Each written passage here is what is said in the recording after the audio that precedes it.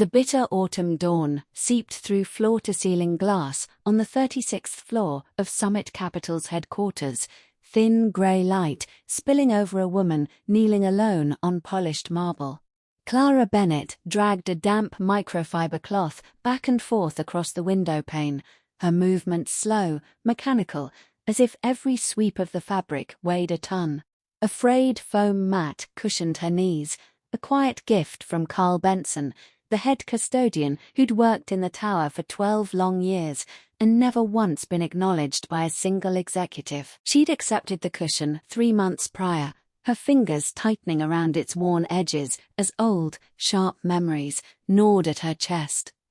Only 90 days ago, every inch of this skyscraper had belonged to her. 3 months earlier, she'd uncovered Howard Ross's treacherous plot.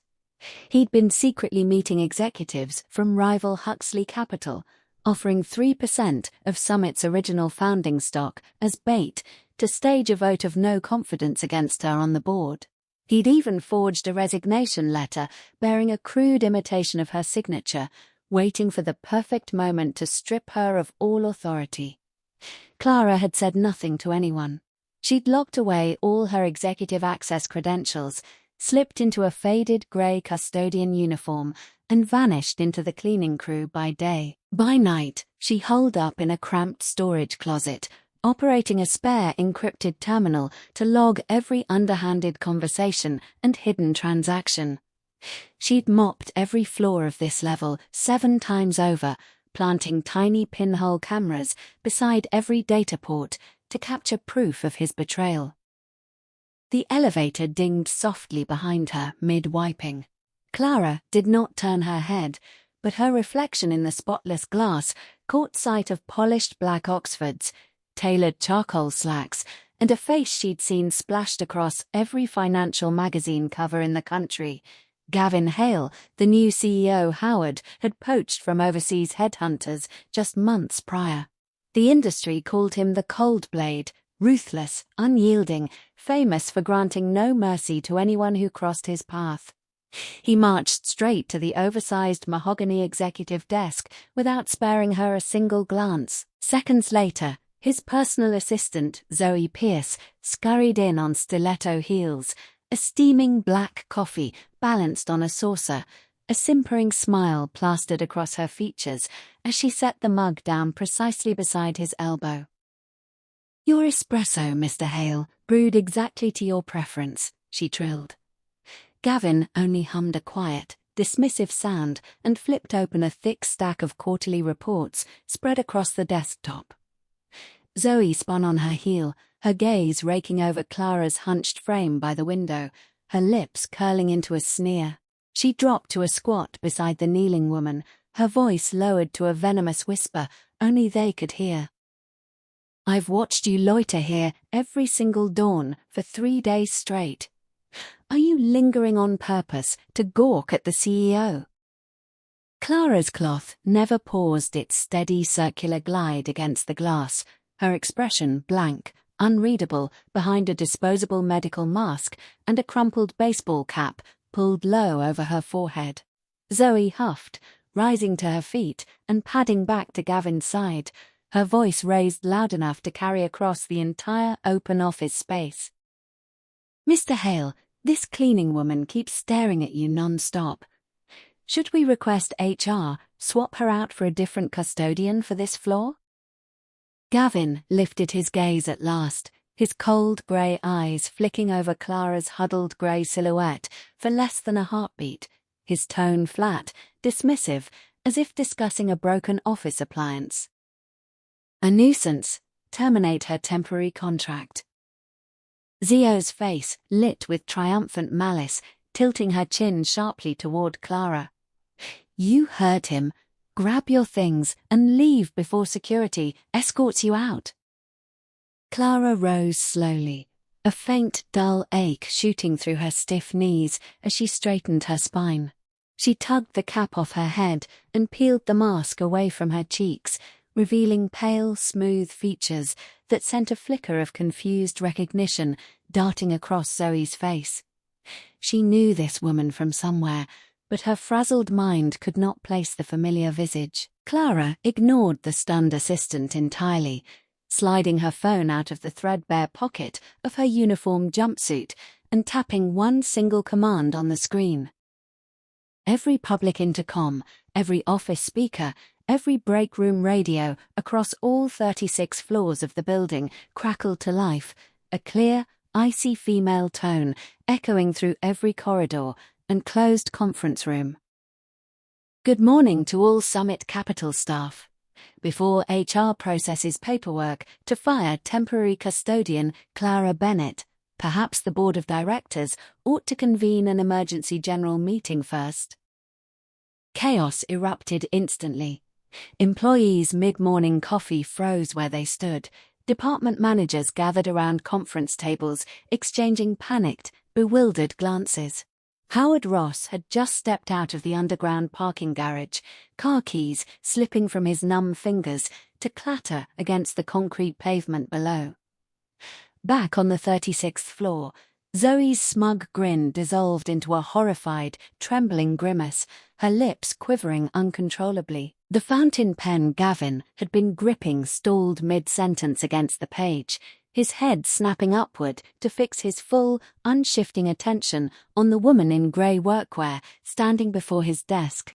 Clara slipped her cell phone back into her pocket, wiping stray smudges of window cleaner from her fingertips with the damp cloth she'd held all morning, then crossed the carpet to lean both palms flat against the edge of his desk, leaning forward slightly with a faint, knowing half-smirk tugging at her mouth. Mr. Hale, we haven't spoken in 3 months. Who were you planning to fire just now? At exactly 9 o'clock, every digital display screen mounted within Summit's tower flashed identical white text against a stark black background. Emergency board meeting, 36th floor main conference room, immediate attendance required. Howard burst through the conference doors in a state of wild disarray, hair matted and uncombed, having made 3 frantic calls in the elevator ride up. His first attempt to reach Huxley Capital's liaison ended with the man's phone switched off entirely. His second to the legal department yielded the news that Clara's legal founder identity remained permanently locked within corporate systems, impossible to alter by any internal staff. The third call to IT drew an even more shocking response. Her highest-level administrative access had reactivated automatically at 3 a.m. that very morning, a function only the original founding physical key could trigger, a relic Howard had assumed locked away in a sealed safe years prior. He cursed under his breath, sliding into his assigned board seat while leaning close to Gavin's ear, voice sharp with strained confidence. Don't let her bluff you. I have a fully executed resignation form bearing Clara's signature on file to prove she surrendered all authority 3 months ago. Gavin's expression remained unreadable, cool and impassive. Present it then. Before Howard could retrieve the bound document from his briefcase, the conference room door swung wide open. Clara stepped inside, still clad in her grey custodian uniform, cap and mask discarded entirely, her dark hair pulled back into a tight, sleek ponytail. Her gait was unhurried, deliberate, each steady footfall seeming to weigh heavy on the hearts of every director seated along the long oak table.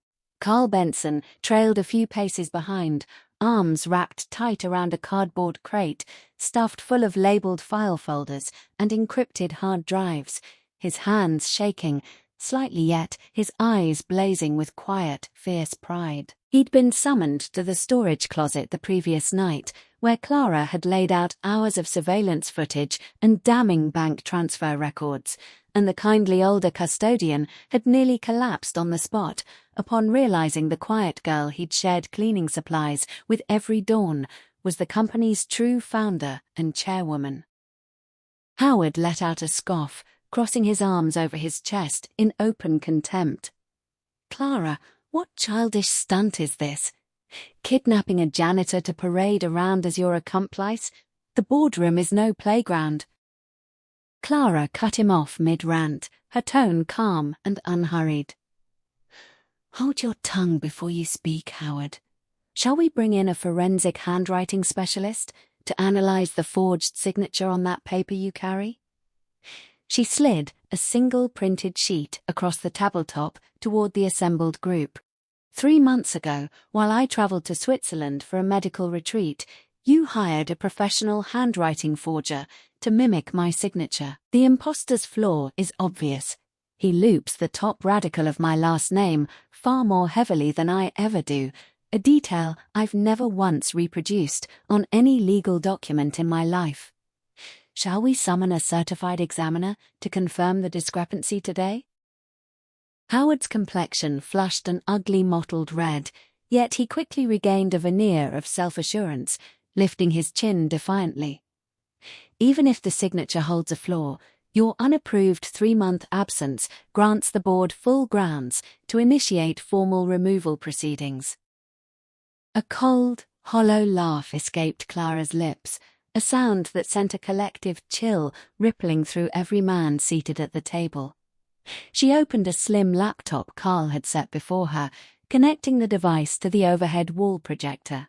The screen flickered to life, broadcasting crystal-clear security footage captured inside Huxley Capital's private executive lounge late one evening. Howard sat clinking wine glasses with Huxley's CEO, a draft stock transfer contract spread open between them, the printed figure of $230 million emblazoned across the page, the terms stating he would hand over 3% of Summit's founding equity in exchange for coordinated boardroom sabotage to oust her permanently.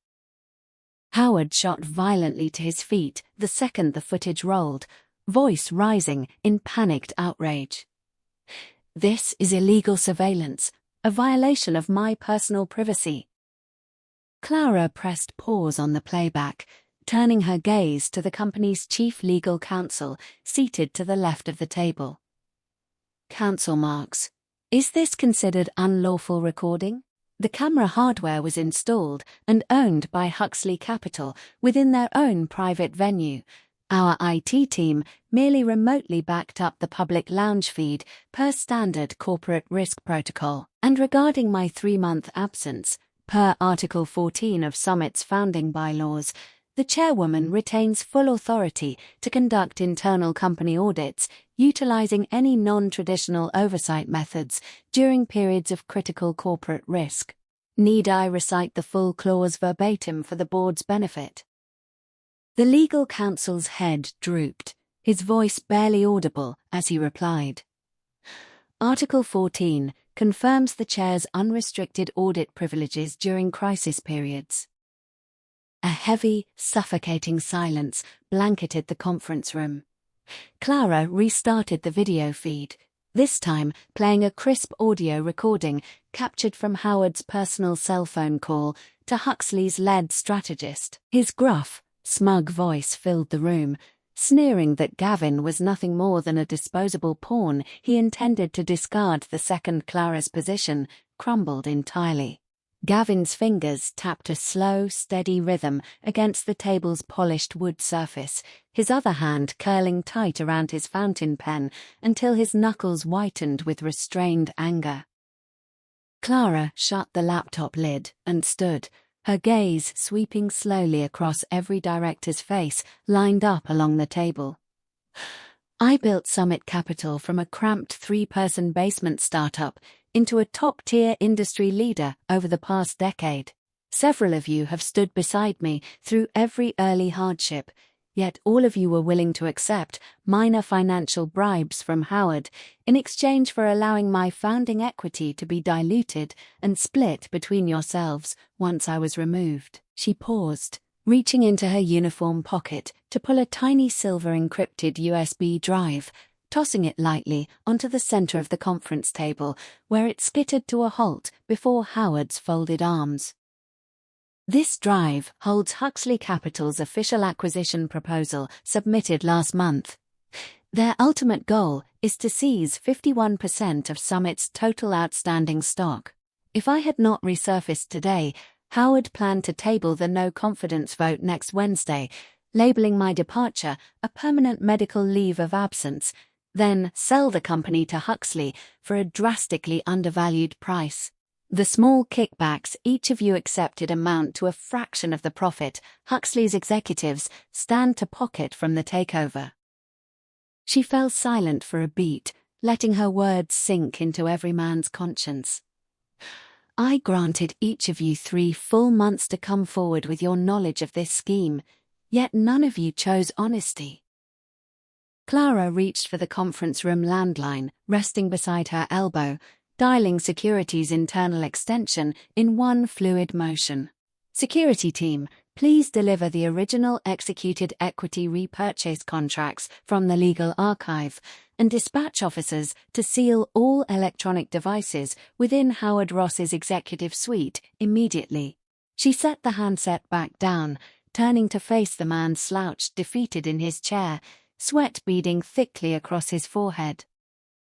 Howard, you are stripped of all corporate titles and executive authority effective immediately. Legal counsel will serve formal filings charging commercial espionage, document forgery, and felony misappropriation of corporate assets within the hour. Her tone remained light, almost detached, as if discussing a trivial lunch order rather than the destruction of his entire career. She shifted her attention to Gavin next, their eyes locking in unbroken contact across the wide table. A flicker of quiet remorse softened Gavin's hardened features, the first trace of genuine emotion Clara had ever witnessed cross his sharp, handsome face. I met you at the airport the day you arrived from overseas 3 months ago, she told him softly. I wore casual civilian clothes that afternoon, and you mistook me for a low-level administrative intern, refusing to accept my business card when I offered it to you. Later, you asked Howard why the chairwoman never appeared in the office, and he lied, claiming, I suffered from a chronic, debilitating illness requiring constant rest, correct? Gavin's Adam's apple bobbed once as he swallowed hard. It was you who handed me coffee that first morning in this office, wasn't it? It was. Clara stepped away from the conference table, crossing to a hidden built-in drawer built into the chairwoman's station, pulling out a tailored black executive suit folded neatly within the compartment. Carl had retrieved it from her locked storage locker the night prior. She slipped the jacket over her wrinkled grey custodian uniform, fastening each button one by one, and the fragile, overlooked cleaning woman transformed in an instant into the commanding founder who'd built this corporate empire from nothing. I hold no malice toward you, Gavin.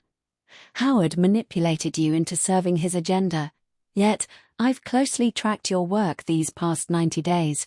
You've lifted quarterly revenue 5 percentage points through sharp restructuring strategies, and your leadership skill remains undeniable.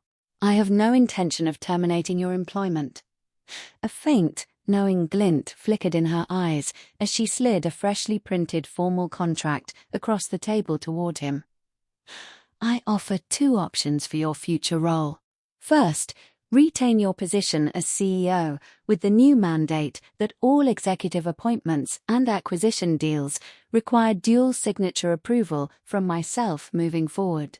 Second, transfer to Chief Compliance Officer, a tier below CEO, yet granted full oversight over every internal audit and personnel, purge to remove Howard's loyal allies from every department. The base salary stays identical, with one mandatory addendum: 1 full workday each month spent rotating through entry-level custodial duties alongside our cleaning crew. Gavin studied the printed terms for exactly 3 seconds before picking up the fountain pen and signing his name crisply at the bottom of the page. He lifted his gaze to meet hers, a rare faint smile tugging at the corner of his mouth. Might I request a properly fitted grey custodian jumpsuit? The standard uniform runs a touch small on my frame.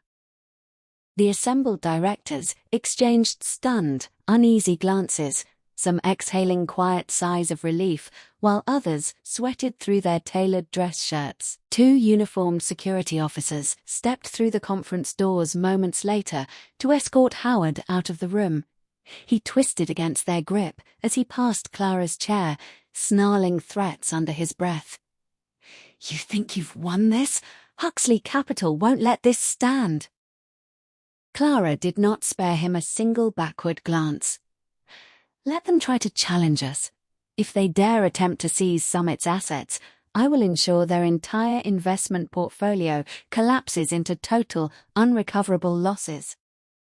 She turned to Carl, resting a gentle hand on the older custodian's shoulder as he clutched his empty cardboard crate to his chest, eyes glistening with unshed emotion.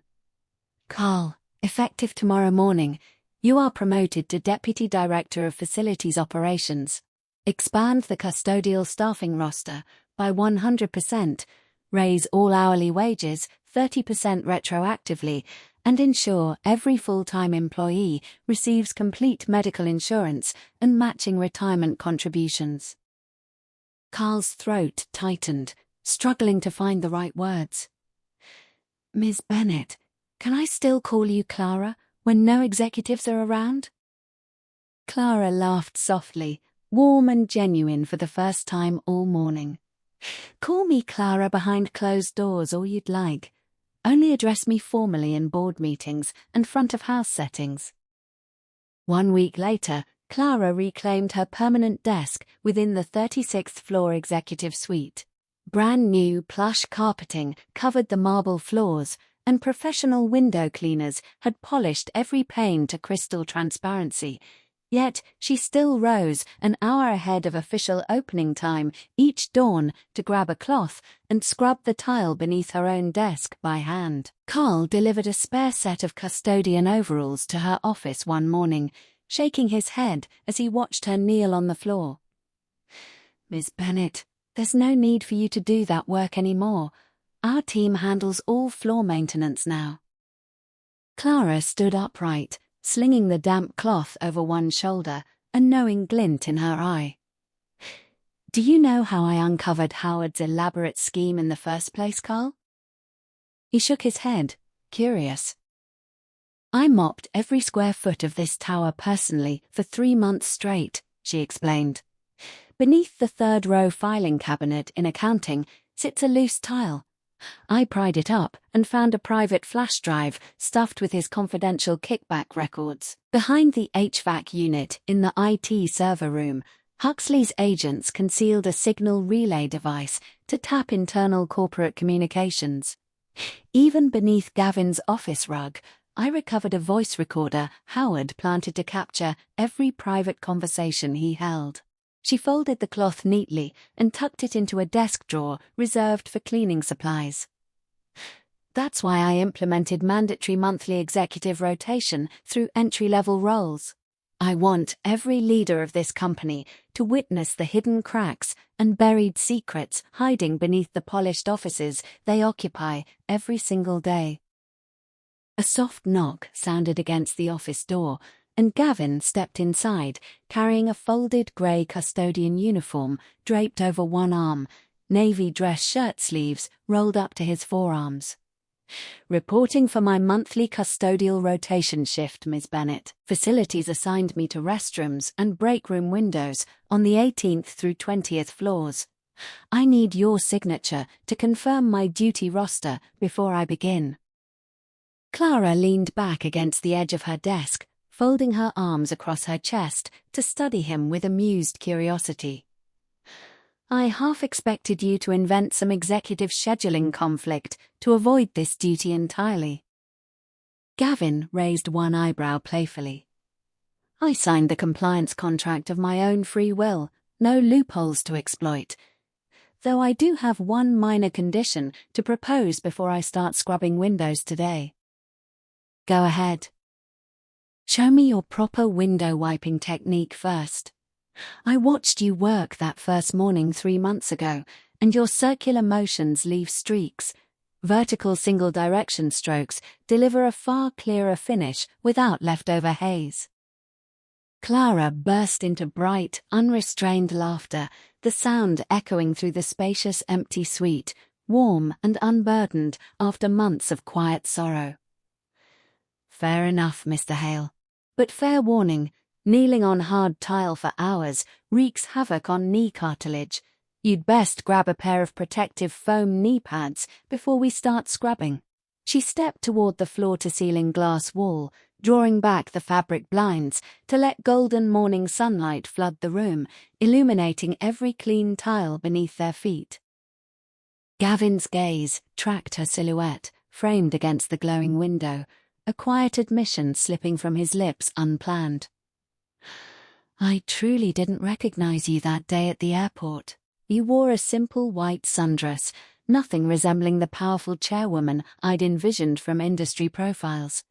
So I assumed you were a random entry-level intern hoping to network. Clara tilted her head to one side, a faint, teasing smirk playing across her lips.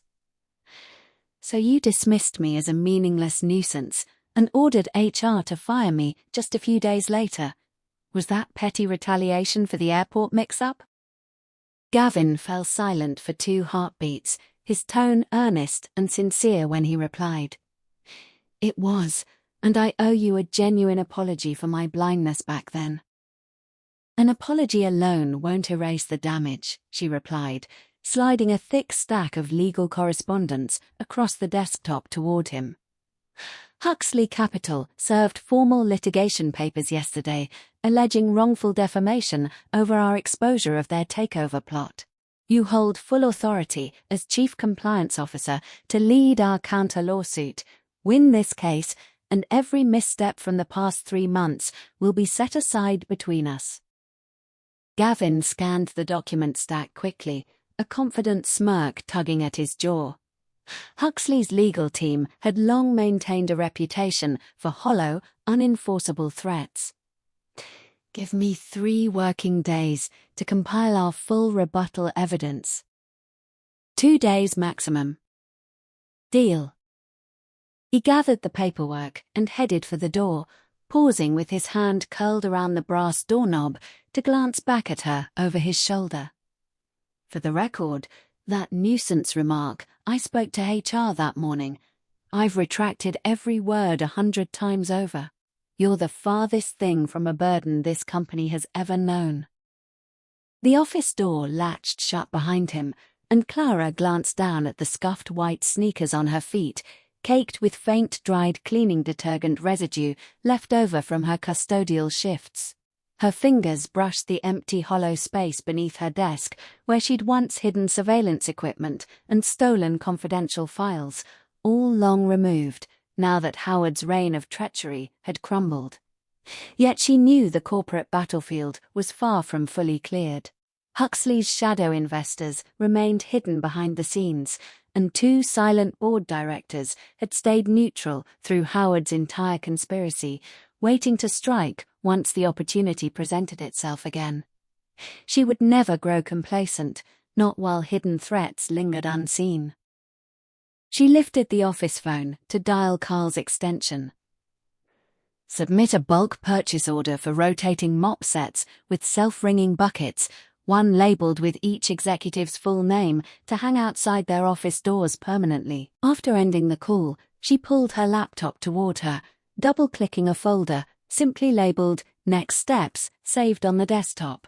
Inside lay a complete ownership flowchart mapping every hidden investment firm backing Huxley Capital, centered around one elusive name she'd tracked for years, a faceless financier pulling all the strings from the sidelines. Clara leaned back against her leather executive chair, gaze fixed on the screen, murmuring quietly to herself. I've mopped every dirty floor in this building clean. A few hidden power players won't prove any harder to root out. Outside the glass windows, sunlight climbed higher across the downtown skyline, glinting off the flawless 36th floor panes, reflecting clouds and clear blue sky above, and the sharp, unyielding glint of a woman's steady, determined eyes staring toward the battles still waiting ahead. The following morning at 7 a.m., Gavin arrived promptly in the custodial locker room, where Carl handed over a brand new grey jumpsuit, emblazoned with Summit facilities across the chest in faded navy lettering. He slipped out of his designer leather watch and silk tie, locking both inside a metal storage cubby, while Carl observed him with quiet amusement. "You cut a sharp figure, even in custodian gear, Mr. Hale." "Thank you, Carl." Gavin knelt to tie scuffed rubber work boots, his movements surprisingly fluid for a man who spent every other day in custom-tailored suits. Clara emerged from the women's lockers minutes later, wearing an identical uniform, and the pair looked like ordinary new custodial hires reporting for their first shift. She tossed a damp microfiber cloth toward his waiting hands. "Our first assignment today is the 18th floor. Focus on the restroom vanity mirrors. Zoe Pierce filed a formal complaint yesterday, claiming streaky glass marred the space, and you'll clean it personally for her to inspect." Gavin accepted the cloth without a single word of protest. They rode the elevator downward in silence, the digital floor counter ticking steadily from 36 to 18, their reflections staring back at them from the polished metal lift walls. "Were you nervous reporting for custodial duty 3 months ago?" Gavin asked her as the doors slid open to the empty, pre-work office corridor. Clara paused to consider the memory, shaking her head gently. "Nerves never bothered me much, though my knees ached terribly after 8 straight hours of scrubbing the first day. I collapsed onto the storage closet floor that evening and couldn't straighten my legs without sharp stabs of pain."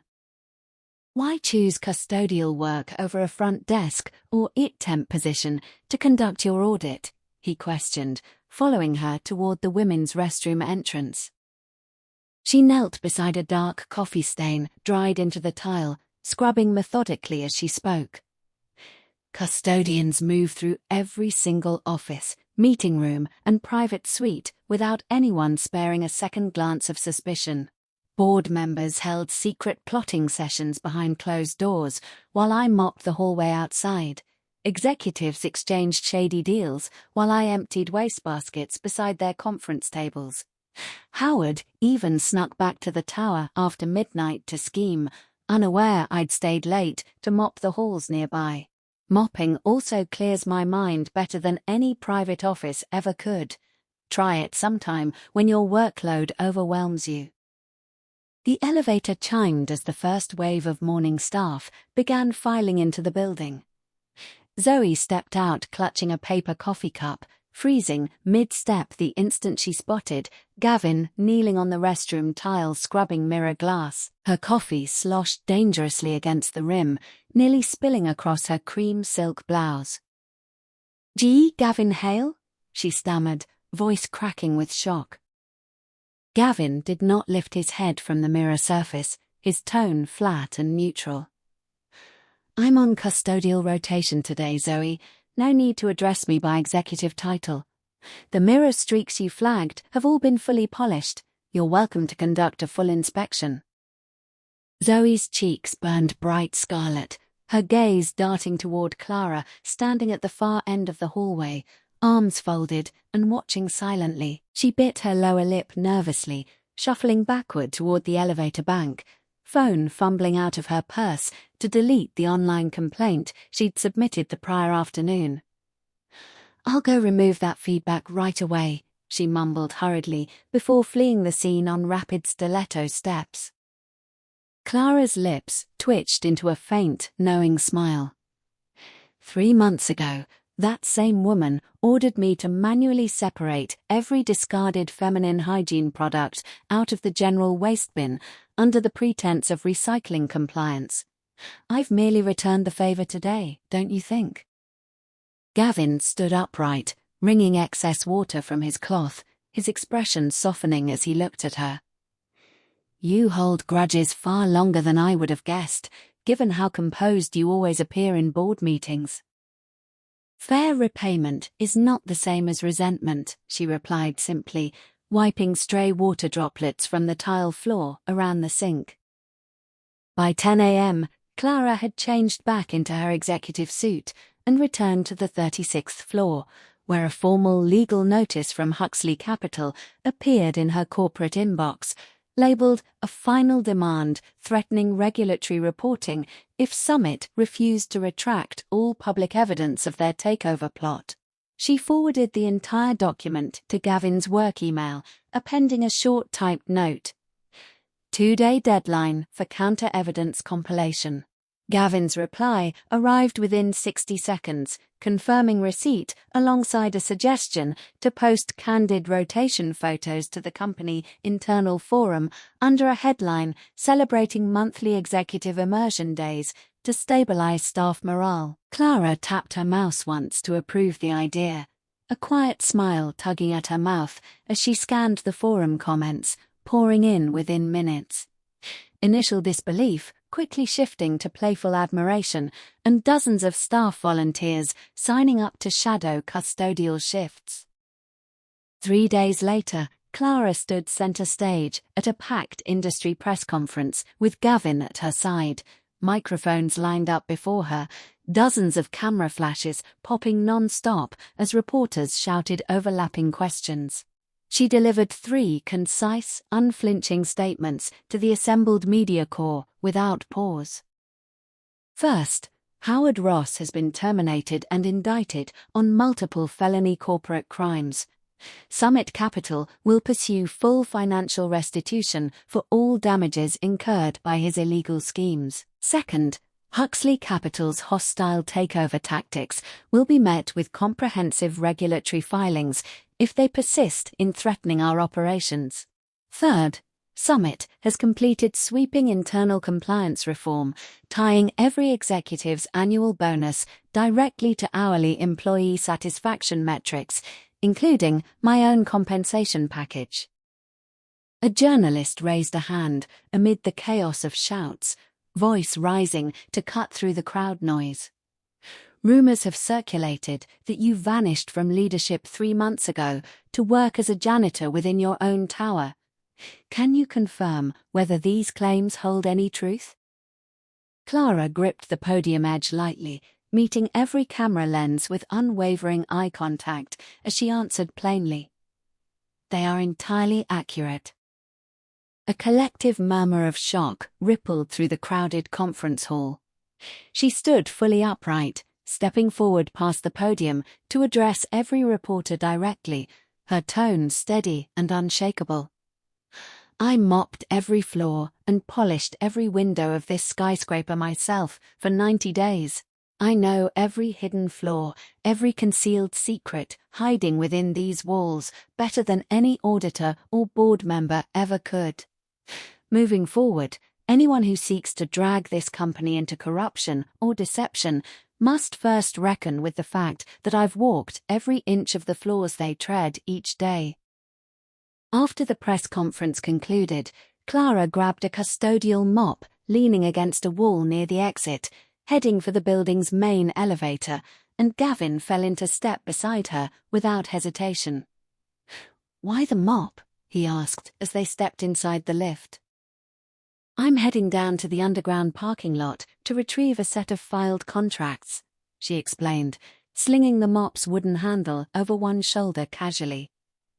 Gavin's eyes tracked the misplaced cleaning tool balanced against her tailored blazer, and he shook his head slightly with quiet amusement. "If paparazzi capture this image for financial tabloids, your polished executive public persona will be irreparably shattered."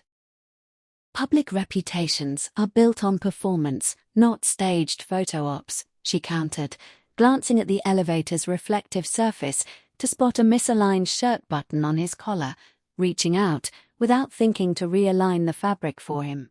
Gavin froze mid-motion, his breath catching for half a heartbeat before he cleared his throat to regain composure. "Thank you for the attention to detail on executive uniform standards, Ms. Bennett." The elevator doors slid open onto the ground floor lobby, and Clara's cell phone buzzed sharply against her hip. She glanced at the unfamiliar phone number displayed on the screen, her expression hardening instantly as she answered the call. "Speak." A low, amused male voice rumbled through the receiver from the other line. "Long time no contact, Clara. I heard you've reclaimed your position atop Summit's board. Congratulations on defeating Howard's little power play." "Owen Carter," she said flatly, recognizing the caller's identity instantly. Her former university roommate, original co-founder of Summit, and now the hidden mastermind behind Huxley Capital's entire hostile campaign. "I suppose you've finally decided to step out from behind your anonymous investment shell." "Let's not waste time rehashing old history," Owen replied smoothly. "I've spent 3 years building Huxley to seize control of your supply chain network, and I'd like to propose a face-to-face negotiation tomorrow afternoon at the old tea house we frequented during our college years." Clara fell silent for 3 full seconds before agreeing to the meeting. She ended the call and slipped her phone back into her blazer pocket, turning to Gavin beside her.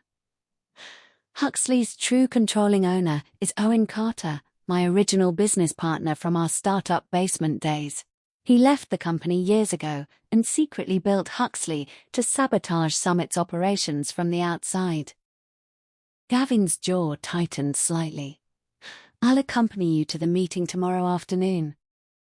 He explicitly requested to speak with me alone. "I'll rent a table in the adjacent cafe window to keep watch out of sight." Clara conceded with a small nod. "Wear your tailored charcoal suit tomorrow to show him exactly who stands beside me in this fight." The next afternoon, Clara arrived at the vintage downtown tea house promptly at 3 p.m., the air thick with the rich, earthy aroma of aged pu'er tea, wooden tables worn smooth from decades of use. Owen waited in a shadowed corner booth, high cheekbones and sharp eyes identical to how she remembered him in their youth, though a cold, calculating hardness had replaced the youthful warmth he'd once carried. A minimalist luxury watch glinted on his wrist, his collared shirt unbuttoned at the neck, and he gestured for her to slide into the seat across from him, pouring a cup of dark tea toward her without waiting for an order. "Still pu'erge, just as you always preferred back then." Clara did not reach for the steaming ceramic cup resting before her. "Skip the nostalgic pleasantries, Owen. You purchased controlling stakes in 4 of Summit's core raw material suppliers over the past 6 months, granting you veto power over all our bulk manufacturing orders. Your ultimate objective is to monopolize the entire midstream supply chain our company built, not merely acquire partial equity shares." Owen's smile never reached his eyes as he leaned back against the booth's padded leather cushion. "You've always been far too direct, Clara. My offer is simple. Sell your full supply chain division to me at my valuation, and we can avoid drawn-out, costly corporate litigation for both parties." Clara folded her hands atop the table surface, sliding a printed market evaluation report across the wood towards him.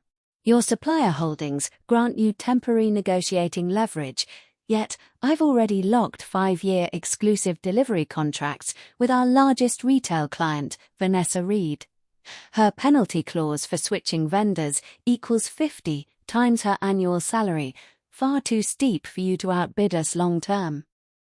Owen's easy composure faltered for a split second as he scanned the document pages, then recovered quickly, leaning forward with a low, taunting murmur. "You're fully aware I recruited Gavin Hale from the London investment circuit years ago, correct? Every professional connection he's built traces back to my introductions. Do you truly trust a man whose entire career I helped construct?" Clara's expression remained entirely unruffled, no flicker of doubt crossing her features. "I reviewed Gavin's full pre-hiring background documentation before offering him the CEO role. His prior professional association with you was clearly noted in his employment file, and I have known every detail of that history since the day he joined our team." She rose to her feet, grabbing her leather satchel from beside the booth bench. "Your attempt to drive a wedge between us today accomplishes nothing of your intended goal." She stepped out onto the sunlit sidewalk outside the tea house, spotting Gavin seated through the glass wall of the neighboring cafe, a cold, untouched black espresso resting before him, his gaze fixed steadily on the tea house entrance, waiting for her signal. She crossed the quiet street and pushed open the cafe glass door, sliding into the seat across from him as he pushed a fresh, warm mug of pure tea toward her across the tabletop. "I guess the tea house brew would grow cold before you finished speaking with him." Clara wrapped her palms around the mug's warm ceramic surface, her voice soft with quiet certainty. "Owen's next maneuver won't target Summit directly anymore. He will aim to undermine your professional reputation to weaken my position on the board." Gavin nodded in acknowledgement, his expression calm and unconcerned. "I turned down a high-risk grey market acquisition proposal from him back in London, which led us to cut all professional ties 2 years prior. Every detail of that falling out is documented in my official compliance disclosure forms, ready to publish to the entire board if he attempts to spread fabricated rumours about me." Clara's lips lifted into a faint, genuine smile. "I've never doubted your integrity. I scrubbed every inch of the floors you oversee on my custodial shifts, and a man who cleans every hidden corner without cutting corners will never aid corrupt business tactics." Gavin's gaze lingered on her face for a long, quiet beat amid the cafe's soft background chatter. "Don't say such things lightly. I might start to believe you hold genuine faith in me." 3 days later, an anonymous sealed envelope landed on Clara's office desk first thing Monday morning, containing only a single printed photograph capturing Gavin clinking wine glasses with Owen at a London private industry gala. Years prior, the pair grinning side by side for the camera. A handwritten note scrawled on the reverse read, "Do you truly know who your CEO really works for?" Clara studied the print briefly before feeding the entire envelope into her desk paper shredder, summoning Gavin to her office with one quick intercom call. He stepped inside moments later, catching sight of the shredded paper scraps scattered beside the wastebasket atop her desk. "Anonymous character assassination material from Owen?" "Photograph of you and Owen at that London gala," Clara confirmed, leaning back against her executive chair. "He intends to leak fabricated insider ties to the board to plant division between us over the next week." Gavin placed a thick-bound white paper titled Summit Executive Compliance Disclosure onto her desktop, its cover printed with his full signature at the bottom. "I've prepared a full public disclosure statement detailing every past professional link to Owen, including the exact reason we severed our working relationship, all published to our internal corporate portal this afternoon, alongside every director's personal conflict of interest filings to set the record straight before any rumors gain traction." Clara skimmed the document's opening paragraphs, a quiet, satisfied nod crossing her face. "This turns his planned sabotage against him entirely. No board member can manufacture suspicion once every connection is laid out transparently for all to review." That same midnight, Carl dialed Clara's personal cell phone, his voice tight with urgent alarm.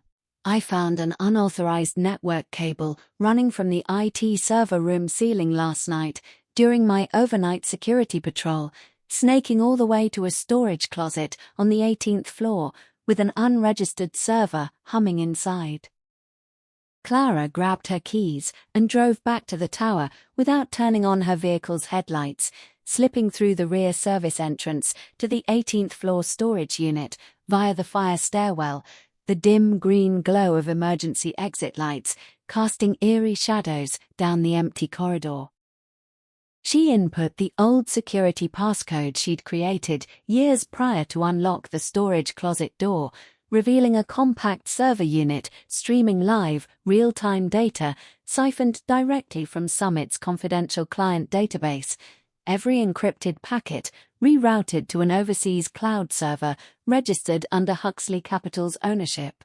Worse still, hidden within the server's coding sat a backdoor algorithm capable of subtly altering every active client contract's monetary figures without triggering internal security alerts, accumulating millions in untraceable financial discrepancies over consecutive quarterly reporting cycles.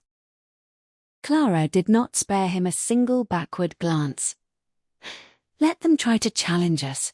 If they dare attempt to seize Summit's assets, I will ensure their entire investment portfolio collapses into total, unrecoverable losses. She turned to Carl, resting a gentle hand on the older custodian's shoulder as he clutched his empty cardboard crate to his chest, eyes glistening with unshed emotion. Carl, effective tomorrow morning, you are promoted to Deputy Director of Facilities Operations.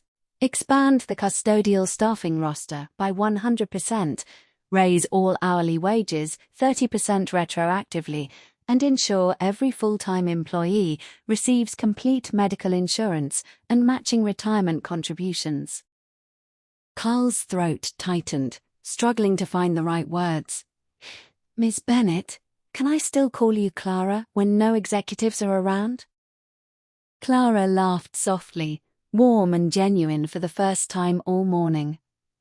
Call me Clara behind closed doors all you'd like. Only address me formally in board meetings and front-of-house settings.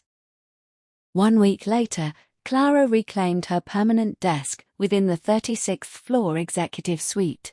Brand new plush carpeting covered the marble floors, and professional window cleaners had polished every pane to crystal transparency. Yet she still rose an hour ahead of official opening time each dawn to grab a cloth and scrub the tile beneath her own desk by hand. Carl delivered a spare set of custodian overalls to her office one morning, shaking his head as he watched her kneel on the floor. Miss Bennett, there's no need for you to do that work anymore. Our team handles all floor maintenance now. Clara stood upright, slinging the damp cloth over one shoulder, a knowing glint in her eye. Do you know how I uncovered Howard's elaborate scheme in the first place, Carl? He shook his head, curious. I mopped every square foot of this tower personally for 3 months straight, she explained. Beneath the third-row filing cabinet in accounting sits a loose tile. I pried it up and found a private flash drive stuffed with his confidential kickback records. Behind the HVAC unit in the IT server room, Huxley's agents concealed a signal relay device to tap internal corporate communications. Even beneath Gavin's office rug, I recovered a voice recorder Howard planted to capture every private conversation he held. She folded the cloth neatly and tucked it into a desk drawer reserved for cleaning supplies. That's why I implemented mandatory monthly executive rotation through entry-level roles. I want every leader of this company to witness the hidden cracks and buried secrets hiding beneath the polished offices they occupy every single day. A soft knock sounded against the office door, and Gavin stepped inside, carrying a folded grey custodian uniform draped over one arm, navy dress shirt sleeves rolled up to his forearms. Reporting for my monthly custodial rotation shift, Miss Bennett. Facilities assigned me to restrooms and break room windows on the 18th through 20th floors. I need your signature to confirm my duty roster before I begin. Clara leaned back against the edge of her desk, folding her arms across her chest to study him with amused curiosity. I half expected you to invent some executive scheduling conflict to avoid this duty entirely. Gavin raised one eyebrow playfully. I signed the compliance contract of my own free will, no loopholes to exploit, though I do have one minor condition to propose before I start scrubbing windows today. Go ahead. Show me your proper window wiping technique first. I watched you work that first morning 3 months ago, and your circular motions leave streaks. Vertical single-direction strokes deliver a far clearer finish without leftover haze. Clara burst into bright, unrestrained laughter, the sound echoing through the spacious, empty suite, warm and unburdened after months of quiet sorrow. Fair enough, Mr. Hale. But fair warning, kneeling on hard tile for hours wreaks havoc on knee cartilage. You'd best grab a pair of protective foam knee pads before we start scrubbing. She stepped toward the floor-to-ceiling glass wall, drawing back the fabric blinds to let golden morning sunlight flood the room, illuminating every clean tile beneath their feet. When did you first uncover Frank and Leo's hidden financial ties to Huxley? He questioned quietly. A week prior to last night's server discovery, she admitted, sipping the water slowly. I held the evidence to wait for Owen's full sabotage operation to expose itself entirely before confronting them at the board table all at once. Gavin stepped around the table to stand beside her, hesitating a split second before resting a gentle, supportive hand upon her shoulder, his touch light and unobtrusive. Let me manage all legal follow-up with Huxley and the suspended directors from this point forward. All supporting litigation materials are already drafted and ready for regulatory filing today. Clara lifted her gaze to meet his, golden morning sunlight filtering through the conference blinds, casting thin striped shadows across his sharp cheekbones. I'll accompany you to the regulatory offices to submit the full case documentation this afternoon. That evening, Owen received a formal summons to a quiet private tea house negotiation once more, arriving to discover both Clara and Gavin seated opposite him at the corner booth, rather than the one-on-one meeting he'd demanded. He attempted to feign amusement at the unexpected second guest, yet his composure frayed the moment Clara slid the full packet of data breach evidence across the wooden table toward his waiting hands. She laid out her non-negotiable settlement terms plainly. Divest all partial ownership stakes in Summit's upstream raw material suppliers back to the company at his original purchase price. Sign a 5-year industry non-compete clause, barring him from operating any supply chain or investment firms competing with Summit, and permanently exit the country's domestic financial market indefinitely. Owen scanned the stacks of incriminating legal exhibits spread before him, resignation settling heavy over his features as he signed every required settlement document without further argument, sliding the executed contracts back across the table toward Clara's waiting grasp as he rose to depart the tea house for good. After Owen's figure vanished through the wooden front door, Gavin invited Clara to a nearby Cantonese restaurant for dinner to mark the end of months of relentless corporate conflict, and the pair walked side by side down the lantern-lit evening street toward the eatery, their shadows stretching long across the pavement as dusk settled soft over the city skyline. Thursday dawn brought the next monthly custodial rotation shift for Clara and Gavin, both once again clad in identical grey Summit Facilities jumpsuits, to split the 12th floor cleaning duties between the east and west office wings. Local clients arriving early caught sight of the company's chairwoman and CEO pushing separate cleaning carts to scrub window glass and mop hallway tile. The rare sight having already become a beloved inside joke shared across the firm's internal social forums. Mid-morning, while wiping down the break room countertops, Clara crossed paths with Vanessa Reed, Summit's primary retail purchasing director, who approached her with confidential off-the-record information regarding a new shell corporation named Far Sale, founded to absorb Owen's discarded supply chain assets, controlled by Matthew Gray, Clara's original startup co-founder, who'd supposedly retired overseas to battle a chronic illness a decade prior.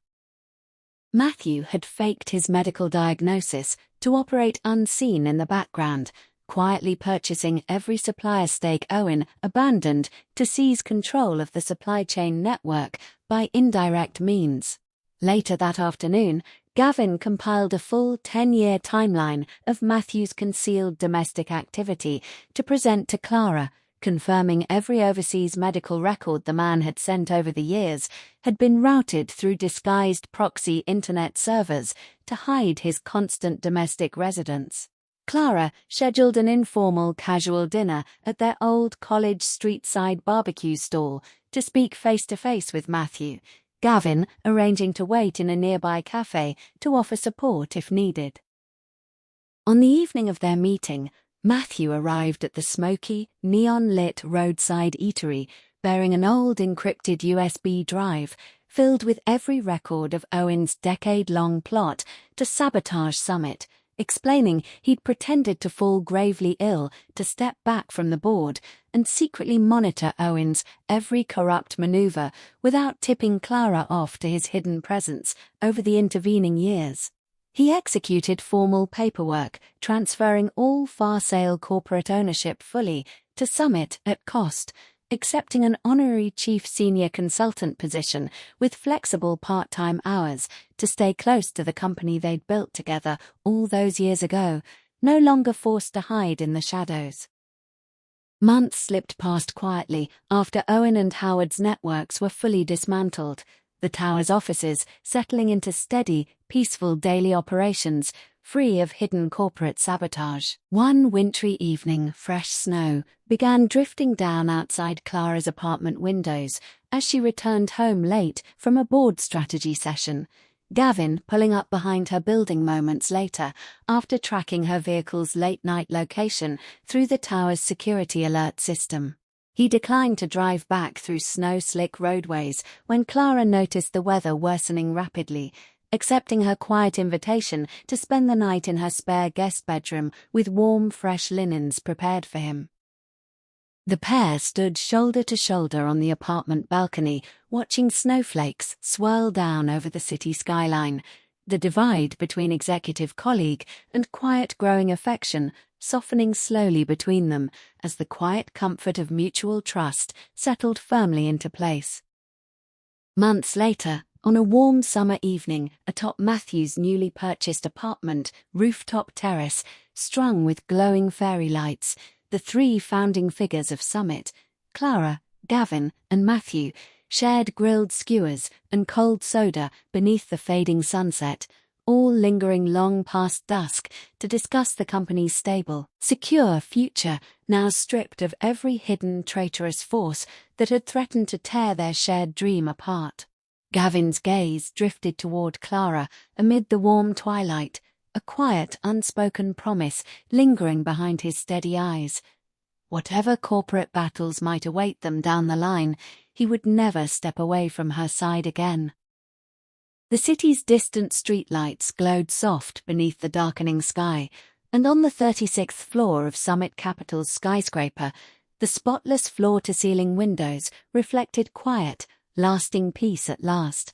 No more hidden dirt, no more buried secrets, no more lonely dawns spent scrubbing floors alone.